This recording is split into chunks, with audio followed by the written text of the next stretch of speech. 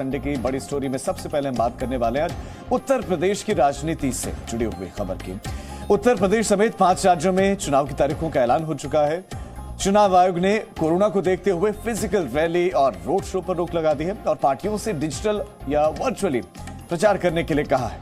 आज लगभग सभी नेता सोशल मीडिया पर एक्टिव हैं और सबसे पहले कोई जानकारी सोशल मीडिया पर ही वो जो है हर कोई शेयर करता है और इसके बावजूद कुछ दलों को चुनाव आयोग की डिजिटल प्रचार की अपील पसंद नहीं आई है।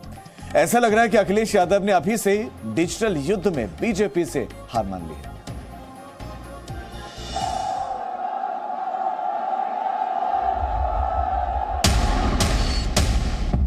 अखिलेश यादव की समाजवादी पार्टी ने बीते 24 घंटे में अपने ट्विटर अकाउंट से 2 दर्जन से ज्यादा ट्वीट किए हैं। ट्विटर हैंडल पर समाजवादी पार्टी के 2.8 मिलियन यानी करीब 28 लाख फॉलोअर हैं। इसी तरह समाजवादी पार्टी अध्यक्ष अखिलेश यादव के भी ट्विटर पर 1 करोड़ 53 लाख फॉलोअर हैं। फेसबुक पर समाजवादी पार्टी के 32 लाख से ज्यादा फॉलोअर और अखिलेश यादव के 75 लाख से ज्यादा फॉलोअर हैं।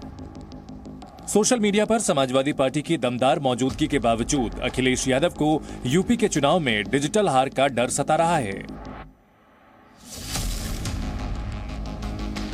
अगर वर्चुअल रैलीज बढ़ेंगी या टीवी पर प्रचार ज़्यादा बढ़ेगा तो वही दल ज़्यादा प्रचार करेंगे जिन पर संसाधन है। उसमें तो बीजेपी नंबर 1 है। इसलिए इलेक्शन कमीशन कहीं ना कहीं इन चैनलों पर, चाहे वो प्राइवेट चैनल हो, चाहे वो नेशनल चैनल हो, सरकार के चैनल हो, उन चैनलों पर कैसे पॉलिटिकल पार्टीज को भी जिनकी सरकारें नहीं हैं, जो रीजनल पार्टी, उन्हें स्पेस कैसे मिले, इसके लिए इलेक्शन कमीशन को कहीं ना कहीं सोचना चाहिए। अखिलेश यादव का ये डर तब सामने आया जब चुनाव आयोग ने फिजिकल रैली, नुक्कड़ सभा, साइकिल यात्रा और रोड शो पर रोक लगा दी है। शनिवार को चुनाव तारीखों का ऐलान करते वक्त चुनाव आयोग ने कोरोना का हवाला दिया था और पार्टियों से डिजिटल प्रचार करने की अपील की थी। We are reducing the physical contact, physical availability, and we are saying that more and more virtual and virtual rallies, virtual campaign should be done. मुख्य चुनाव आयुक्त की यह अपील समाजवादी पार्टी और उनके सहयोगियों को इतना डरा रही है कि उन्हें डिजिटल प्रचार के पीछे कोरोना नहीं बल्कि साजिश नजर आने लगी है। जो डिजिटल और इस तरीके का जो नए तरीके से जो चुनाव होने जा रहा है, इसमें छोटे छोटे दलों को बड़ी मुश्किलें करना पड़ेंगी। तो कहीं न कहीं ये एक साजिश का हिस्सा है और इसका सीधा सीधा चुनाव पर असर पड़ेगा। असदुद्दीन ओवैसी की पार्टी AIMIM ने भी वर्चुअल रैली को लेकर सवाल खड़े कर दिए हैं। लेकिन सरकार में बीजेपी है, केंद्र में भी और उत्तर प्रदेश में भी, उनकी रीच बहुत है। ऐसा ना हो कि जो सरकारी नेता हैं, जो सरकार की तरफ से तो पूरा दिन चलाया जाए, उनकी बात रखी जाए और विपक्ष के लोगों को एकदम जीरो कर दिया जाए, उनकी बात पहुंचे ना। छोटे दल जहां वर्चुअल रैली से डर रहे हैं तो वहीं कांग्रेस पार्टी ने भी चुनाव आयोग के वर्चुअल प्रचार की अपील पर सवाल उठाए हैं। कांग्रेस पार्टी का भी मानना है कि बीजेपी के पास फंड ज्यादा है, इसलिए वर्चुअल प्रचार में बीजेपी ही आगे रहेगी। 2019-20 में अगर चुनाव अनुदान को देखें कि सभी पार्टियों को मिलाकर लगभग 80%, 800 करोड़ रुपए जो हैं वो अकेली भाजपा के खाते में गया था और लगभग बाकी जो है 20% पैसा जो है अन्य विपक्षी दलों के खाते में गया था। तो आप ये बताइए कि जिस पार्टी के पास 4 गुना ज़्यादा धन होगा और जब आप डिजिटल कैंपेन की बात कर रहे हैं तो उसमें बहुत पैसा खर्च होता है, उसमें टेक्नोलॉजी की आवश्यकता होती है, उसमें उपकरण चाहिए होते हैं। तो जिसके पास 4 गुना ज़्यादा पैसा होगा वो 4 गुना ज़्यादा लोगों तक पहुँचेगा, तो लेवल प्लेइंग फील्ड जो है ख़त्म हो जाता है। इलेक्शन कमीशन को इस बारे में ध्यान देना चाहिए। समाजवादी पार्टी से लेकर कांग्रेस पार्टी और छोटे दल वर्चुअल प्रचार से डरे हुए हैं, तो वहीं बीजेपी इसे अपने लिए वरदान मान रही है। बीजेपी का दावा है कि वर्चुअल प्रचार तो फिजिकल प्रचार से कहीं ज्यादा सस्ता होता है। डिजिटल रैलीज करने के लिए बहुत बड़े खर्चे की आवश्यकता नहीं है। उसके लिए कार्यकर्ता चाहिए, संगठन चाहिए और कार्यशैली जो तकनीकी को समझ सके, उसकी सूझबूझ रखे, वो चाहिए। साल 2014 लोकसभा चुनाव में बीजेपी ने वर्चुअल प्रचार की शुरुआत की थी। तब पीएम उम्मीदवार रहे नरेंद्र मोदी की 3D वर्चुअल रैली हुई थी। बीते 8 साल में सिर्फ बीजेपी ही नहीं बल्कि हर छोटे बड़े दल ने डिजिटल और सोशल मीडिया में अपनी पहुंच बढ़ाई है। किसी जगह भीड़ जुटाकर रैली करना जितना खर्चीला है, उससे कम लागत में ही वर्चुअल रैली की जा सकती है, और वो भी एक वक्त पर एक साथ कई जगहों पर। ऐसे में राजनीतिक दलों को बहाना बनाने के बजाय कोरोना संक्रमण की गंभीरता को समझना चाहिए। यकीन हो तो कोई रास्ता निकलता है, हवा की ओट भी लेकर चिराग जलता है। लखनऊ से विशाल पांडे और दिल्ली से मनीष शुक्ला के साथ ब्यूरो रिपोर्ट, जी मीडिया। तो डिजिटल प्रचार के पक्ष में कुछ पार्टियां हैं तो कुछ इसके खिलाफ में भी हैं, कुछ को उसमें दिक्कत भी नजर आती है। लेकिन ये डिजिटल प्रचार आखिर है क्या और ये कैसे होता है, ये अब आपको बताते हैं। ये एक वर्चुअल माध्यम है, वर्चुअल रैली इसमें होती है। कोई भी नेता किसी हॉल में, कमरे में कैमरे के सामने भाषण देते हैं। भाषण का प्रसारण छोटी छोटी सभाओं में किया जाता है, छोटी छोटी सभाओं में जो है इसका प्रसारण भी किया जाता है, और एक वक्त में एक साथ कई जगहों पर इसका प्रसारण होना है कि एक वक्त पर आप बहुत सारे लोगों के बीच में पहुंच जाते हैं, आपका संदेश, आपका भाषण पहुंच जाता है। 3D रैली भी वर्चुअल रैली का ही तरीका है।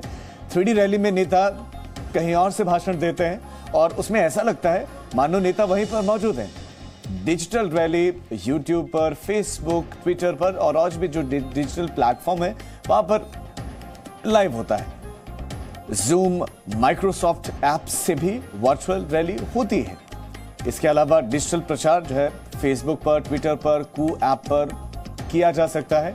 व्हाट्सएप ग्रुप बनाकर वोटरों को जोड़ा जा सकता है और भी कुछ तरीके हैं डिजिटल वर्चुअल प्रचार के। अब तो और भी बहुत सारे सोशल मीडिया प्लेटफॉर्म पर बहुत सारे ऐप्स हैं। उन ऐप्स के जरिए आप एक दूसरे से कनेक्ट, जैसे एक आम आदमी कनेक्ट होता है उसी तरह से नेताओं से भी कनेक्ट कर सकते हैं।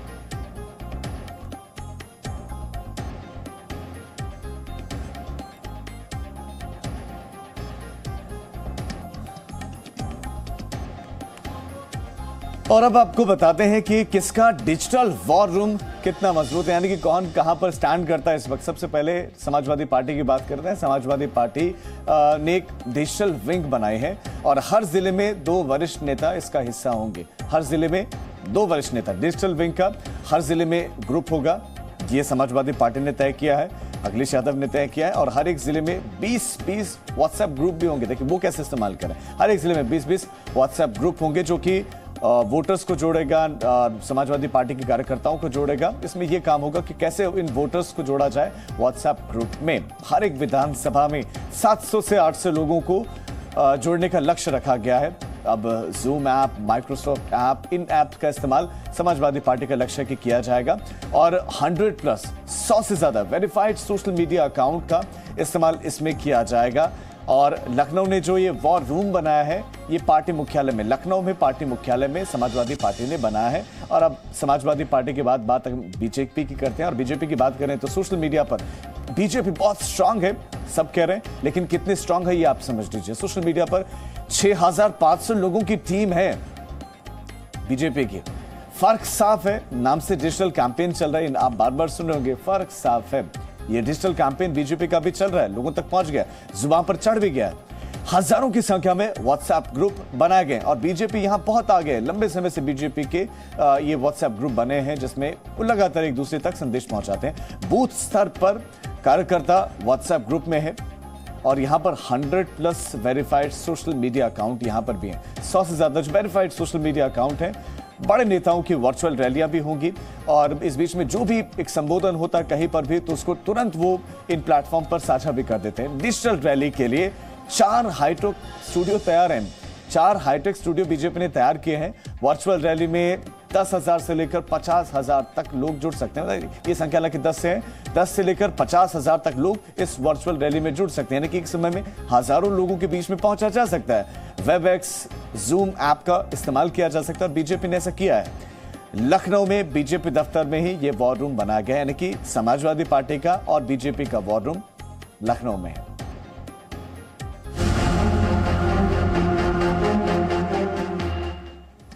संडे की दूसरी बड़ी स्टोरी में बात सम्मान पर हो रही राजनीति की।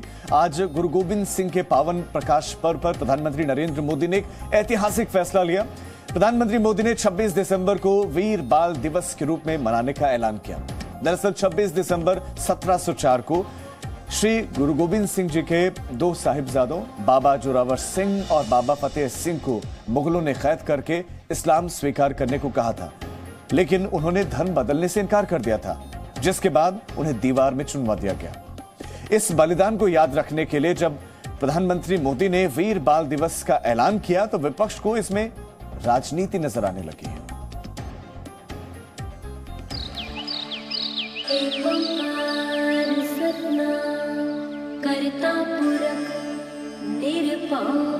रात के वक्त सोने सा चमकता यह है अमृतसर का स्वर्ण मंदिर।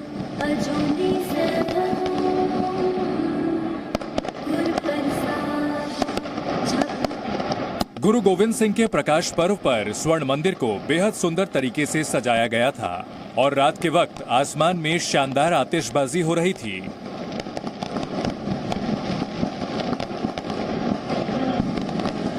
गुरु गोविंद सिंह के प्रकाश पर्व के मौके पर प्रधानमंत्री नरेंद्र मोदी ने एक ऐतिहासिक ऐलान किया। उन्होंने ट्वीट किया, गुरु गोविंद सिंह जी के प्रकाश पर्व के मौके पर मुझे ये बताकर बहुत खुशी हो रही है कि अब 26 दिसंबर को वीर बाल दिवस के रूप में मनाया जाएगा। ये गुरु गोविंद सिंह जी के साहिबजादों को एक सच्ची श्रद्धांजलि होगी। आखिर 26 दिसंबर का गुरु गोविंद जी से क्या रिश्ता है और पीएम मोदी ने क्यों इस दिन को वीर बाल दिवस मनाने का ऐलान किया है, आपको समझाते हैं। इतिहास के मुताबिक गुरु गोविंद सिंह के दो साहिबजादों बाबा जोरावर सिंह और बाबा फतेह सिंह को मुगलों ने कैद करके इस्लाम स्वीकार करने को कहा था, लेकिन उन्होंने धर्म बदलने से इनकार कर दिया था, जिसके बाद 26 दिसंबर सन 1704 को दोनों साहिबजादों को जिंदा दीवार में चुनवा दिया गया। गुरु गोविंद सिंह जी के परिवार की इस महान शहादत को आज भी इतिहास में याद किया जाता है। पीएम मोदी ने 26 दिसंबर को वीर बाल दिवस के रूप में मनाने का फैसला क्यों लिया, इसका भी जिक्र ट्वीट में किया। माता गुजरी, श्री गुरु गोविंद सिंह जी और 4 साहिबजादों की वीरता और आदर्श लाखों लोगों को शक्ति देते हैं। वे अन्याय के आगे कभी नहीं झुके। उन्होंने एक ऐसी दुनिया की कल्पना की जो समावेशी और सामंजस्यपूर्ण हो। अधिक से अधिक लोगों को इनके बारे में जानना समय की जरूरत है। 26 दिसंबर को वीर बाल दिवस मनाने के ऐलान के साथ ही राजनीति भी शुरू हो गई है। बीजेपी जहां इसकी तारीफ कर रही है, वहीं कांग्रेस इसकी टाइमिंग पर सवाल खड़ी कर रही है।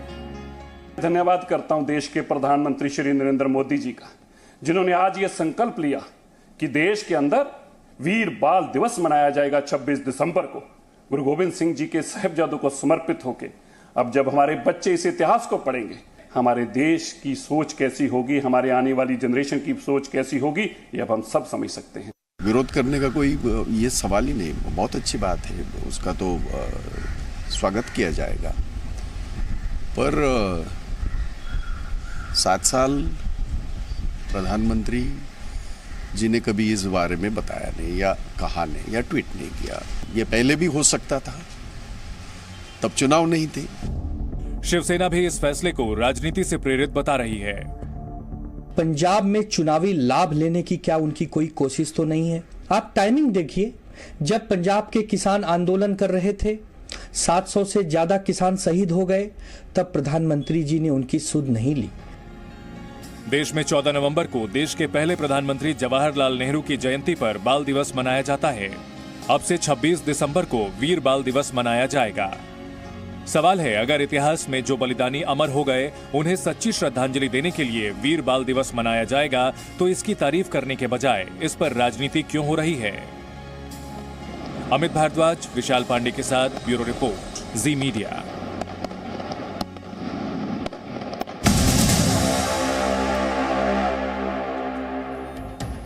संडे की बड़ी स्टोरी में अब बात आपसे जुड़ी हुई, आपकी सेहत से जुड़ी हुई। कोरोना की तीसरी लहर का खतरा बढ़ रहा है। ऐसे में आपके लिए जरूरी है कि आप मास्क, सोशल डिस्टेंसिंग का कड़ाई से पालन करें और साथ ही आप सैनिटाइजर का वक्त वक्त पर इस्तेमाल शुरू कर दें। अगर आप सैनिटाइजर अपने पास रखते हैं तो एक बार जांच लीजिए कि कहीं आपका सैनिटाइजर नकली या मिलावटी तो नहीं है, क्योंकि मिलावटखोरों ने सैनिटाइजर में भी मिलावट का खेल शुरू कर दिया है। आज हम आपको बताएंगे कि असली और मिलावटी सैनिटाइजर के बीच में फर्क कैसे पहचानें।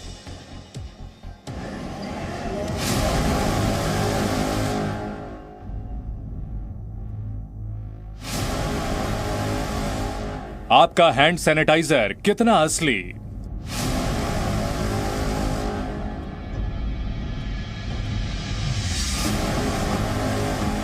70% अल्कोहल का दावा कितना सच्चा?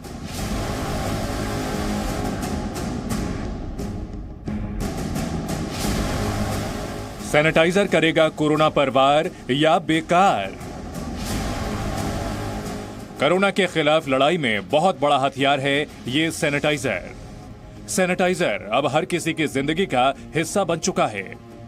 एक बार का स्प्रे आपको कोरोना के खतरे से बचा सकता है, लेकिन सोचिए अगर यही सैनिटाइजर नकली या फिर मिलावटी हुआ तो? सैनिटाइजर का स्प्रे भी कोरोना पर बेअसर साबित होगा। मुंबई में इस वक्त हर रोज के तकरीबन 20,000 से ज्यादा मामले सामने आ रहे हैं। तो आपसे बात करने से पहले एक बार मैं अपने हाथ को सैनिटाइज कर लूं इस विश्वास के साथ कि जिस सैनिटाइजर को मैं इस्तेमाल कर रहा हूं, हालांकि मैंने इसको अभी जब स्प्रे किया है तो बहुत तेज खुशबू मेरे अंदर गई है और मुझे पता चला है कि मैं कोई सैनिटाइजर इस्तेमाल कर रहा हूं। लेकिन इस बात की गारंटी क्या है कि जिस चीज को मैं इस्तेमाल कर रहा हूं वो पूरी तरह शुद्ध है, वो मेरी सुरक्षा के लिए है, मेरे परिवार की सुरक्षा के लिए। पिछले साल नवंबर में महाराष्ट्र फूड एंड ड्रग विभाग ने मुंबई के करीब तलोज इलाके से 19 लाख रुपए कीमत के हैंड सैनिटाइजर जब्त किए थे। ये उन्हीं जब्त सैनिटाइजर के कुछ सैंपल हैं। इस सैनिटाइजर के 6 सैंपल जांच के लिए भेजे गए थे, जिसकी रिपोर्ट अब आई है। रिपोर्ट में चौंकाने वाला खुलासा हुआ है। 6 सैंपल की जांच में पाया गया कि सभी हैंड सैनिटाइजर मिलावटी हैं। यानी सैनिटाइजर से कोरोना तो क्या, एक बैक्टीरिया भी खत्म नहीं होता। इन जब्त फर्जी सैनिटाइजर्स को कैसे बनाया जाता है और कैसे कागज पर लिखा कुछ जाता है और सैनिटाइजर में मिलाया कुछ और जाता है, आपको बताते हैं। आमतौर पर किसी अच्छे हैंड सैनिटाइजर में आइसोप्रोपाइल अल्कोहल, इथेनॉल और हाइड्रोजन पेरोक्साइड जैसे केमिकल पर्याप्त मात्रा में होने चाहिए, लेकिन ये काफी महंगे केमिकल होते हैं। ऐसे में मुनाफाखोर इनमें इथेनॉल के बजाय इंडस्ट्रियल इस्तेमाल में आने वाले मिथनॉल को मिला देते हैं, जो इथेनॉल की तुलना में काफी सस्ता होता है। लेकिन मिथनॉल में किसी भी तरह का कोई एंटीवायरल या एंटीबैक्टीरियल गुण नहीं होता है।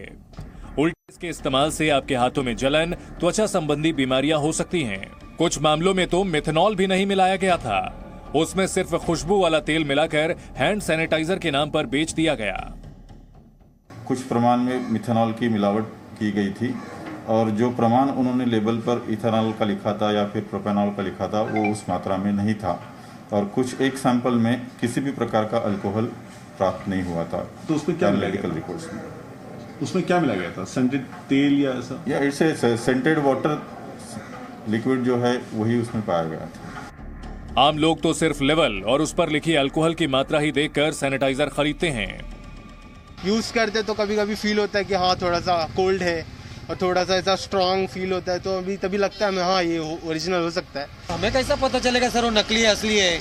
हम लोग जाते तो बिल भी देते नहीं कुछ हमें वो, तो ये गवर्नमेंट को करना चाहिए ना भाई कि हमें दिया तो उसका बिल देना चाहिए, तो उससे गवर्नमेंट को भी टैक्स मिलेगा ना। सैनिटाइजर दे दो, सैनिटाइजर दे देते हैं, भरोसे में ले लेते हैं हम लोग, और जो मार्केट में मिल रहा है पब्लिक को कुछ पता नहीं रहता है। आम लोगों को सैनिटाइजर खरीदते वक्त पता ही नहीं चलता कि वो जो सैनिटाइजर खरीद रहे हैं वो असली है या नकली। चलिए आपको बताते हैं कि आप कैसे पहचानेंगे कि आपके पास मौजूद सैनिटाइजर असली है या मिलावटी। हम आपको 2 सैनिटाइजर जो अभी हमने थोड़ी देर पहले ही बाजार से खरीदे हैं, रैंडम एक दुकान पर जाकर हम ये 2 सैनिटाइजर अपने साथ लेकर आए हैं। अब मैं आपको ये टेस्ट लाइव करके दिखाता हूं। तो ये हमारे पास टिश्यू पेपर है और यहाँ मैं ये 2 सर्कल मैं आपको बना के दिखा रहा हूँ। देखिए, एक ये सर्कल हमने यहाँ बनाया है और एक सर्कल हमने यहाँ बनाया है, और दोनों सर्कल्स के ऊपर पहले मैं ये वाला जो सैनिटाइजर हमने खरीदा है उसको स्प्रे करता हूँ। ये वाला सैनिटाइजर मैं इस वाले गोले के ऊपर स्प्रे करता हूँ। ये देखिए, जैसे कि आप देख रहे हैं इसकी इंक जो थी अब यहां से फैलना शुरू हो गई है। अब आप जरा देखिए इसको, ये गोला अभी आपको जो दिखाई दे रहा है, अब मैं इसको स्प्रे करूंगा। ये देखिए, इसके फैलने की इस्तेमाल और इसका जो बॉल पेन है, देखिए इसकी इंक है, न केवल इसने अपने आसपास के जो फैलने के क्षेत्र को बड़ा किया है, बल्कि इसके स्प्रे करते ही जो इंक है वो आसपास भी फैल गई है। आप ये दोनों अंतर अपनी आंखों से साफ देख सकते हैं। ये बेसिक तरीके से एक्सपर्ट मानते हैं ये चेक करने का तरीका कि आपका सैनिटाइजर प्योर है या इम्प्योर। यहां आप देखिए ये कितना पूरी तरीके से फैल गया है।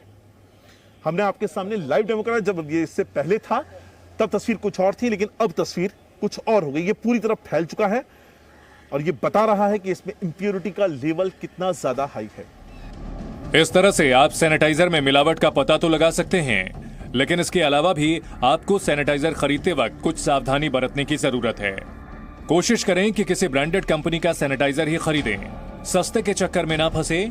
सैनिटाइजर पर लिखी जानकारी जरूर चेक करें। सैनिटाइजर खरीदने पर बिल जरूर मांगे। कोरोना काल को भी मिलावटखोरों ने नहीं बख्शा है। कभी दवाइयां, कभी इंजेक्शन, तो कभी सैनिटाइजर नकली बनाने लगे हैं। अगर आपको भी नकली सैनिटाइजर के बारे में पता चले तो आपके शहर के फूड एंड ड्रग डिपार्टमेंट को जरूर जानकारी दें, ताकि महामारी के मिलावटखोरों पर लगाम लगे। अंकुर त्यागी, जी मीडिया, मुंबई।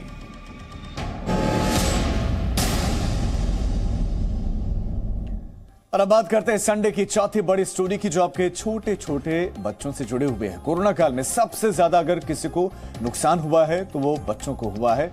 IIT की एक रिपोर्ट सामने आई है जिसके मुताबिक कोरोना काल में बच्चों का गुस्सा पहले के मुकाबले बढ़ गया है।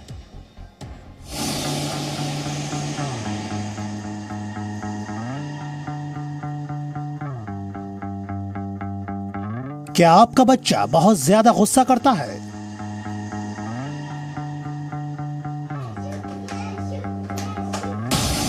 क्या आपका बच्चा बहुत जल्दी एग्रेसिव हो जाता है?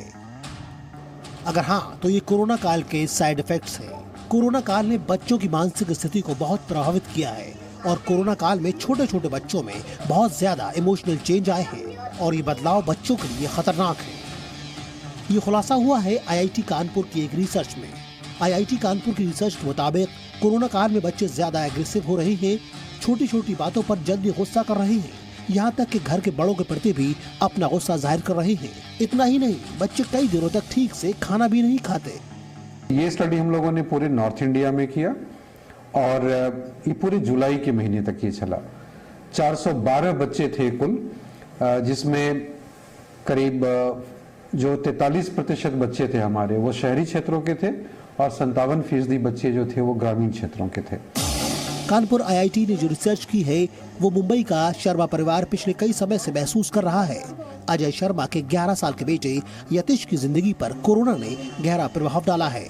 कोरोना काल में यतीश का स्कूल कई बार बंद हुआ। लंबे वक्त वो अपने दोस्तों और रिश्तेदारों से दूर रहा, जिसकी वजह से यतीश में चिड़चिड़ापन और जिद बढ़ गई है।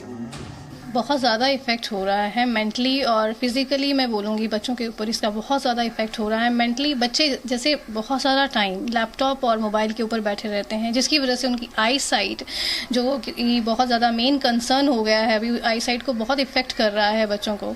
और फिजिकली बच्चों के पास कोई एक्सरसाइज नहीं है करने के लिए। जैसे बच्चे पहले बाहर फुटबॉल खेल रहे हैं, बास्केटबॉल खेल रहे हैं, अब बच्चों के पास करने के लिए ऐसी एक्सरसाइजेस है ही नहीं जो उनकी एक फिजिकल ग्रोथ के लिए बहुत ही ज़रूरी है। 11 साल का यतीश भी मानता है कि पिछले 2 सालों में कोरोना ने उसकी दुनिया को बदल कर रख दिया है। कोरोना ने उसकी आज़ादी छीन ली है। मैं अपने दोस्तों के साथ नहीं मिल पा रहा हूँ और अपने टीचर्स के साथ नहीं मिल पा रहा हूँ और अट्रैक्शन नहीं हो रही मेरे उनके साथ।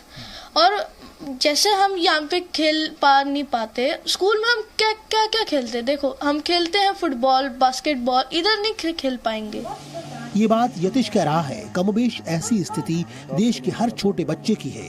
कोरोना काल में बच्चों में आए मानसिक और व्यवहारिक बदलाव से माता पिता परेशान हैं। बच्चों को आप समझाइए, बट ऐसी भाषा में समझाइए जहाँ पे आप खुद बहुत ज्यादा चिंतित नहीं लग रहे हैं और उनको उनकी उम्र के हिसाब से समझ आएगा, इस तरह समझाइए। अगर 3 साल का बच्चा है तो अलग तरीके से समझाना होगा, 6 साल का बच्चा अलग तरीके से समझाना होगा और 10 साल का बच्चा है तो उसको आपको अलग तरीके से वो चीज समझानी होगी। अगर आपका बच्चा भी ज्यादा जिद करने लगा है या फिर कई दिनों तक ठीक से खाना नहीं खाता और एक ही चीज के बारे में बात करता है, तो बेहतर है कि बच्चों की काउंसलिंग करें और उनके तनाव को कम करने की कोशिश करें। ब्यूरो रिपोर्ट, जी मीडिया।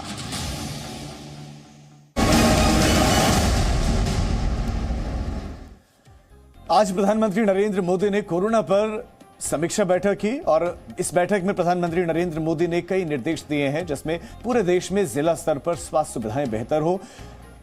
युद्ध स्तर पर बच्चों का वैक्सीनेशन हो, ये निर्देश प्रधानमंत्री मोदी ने दिए। वायरस के नए नए वेरिएंट आने से लगातार वैज्ञानिक शोध की अब जरूरत है। टेस्टिंग, वैक्सीन, दवाओं, जीनोम सीक्वेंसिंग पर नए शोध जरूरी हैं। नए शोध पर उन्होंने जोर डाला। गैर कोविड स्वास्थ्य सेवाओं में कोई बाधा ना आए, प्रधानमंत्री मोदी ने कहा। ग्रामीण और दूर दराज इलाकों में टेलीमेडिसिन सेवा लोगों तक पहुंचे। इसके साथ साथ सीएम के साथ बैठक कर राज्यों के हालात का भी जायजा लिया जाएगा। कोविड के खिलाफ लड़ाई में जन आंदोलन की भूमिका अहम होगी और कोविड संबंधित उचित व्यवहार इस लड़ाई में बेहद जरूरी है। जहां एक और 15 से 18 साल के बच्चों की वैक्सीनेशन युद्ध स्तर पर जारी है और अब तक करीब 37 लाख से ज्यादा बच्चों को वैक्सीन की ये डोज लग चुकी है। कल से हेल्थ वर्कर्स और फ्रंट लाइन वर्कर्स और 60 साल से ज्यादा उम्र के लोगों को बूस्टर डोज देने की शुरुआत होने जा रही है। ओमिक्रॉन के बढ़ते खतरे के बीच प्रधानमंत्री ने देश में कोरोना के हालात की आज समीक्षा की है और कुछ दिशा निर्देश भी जारी किए हैं। Presenting B News app available on Google Play and App Store. Download it now.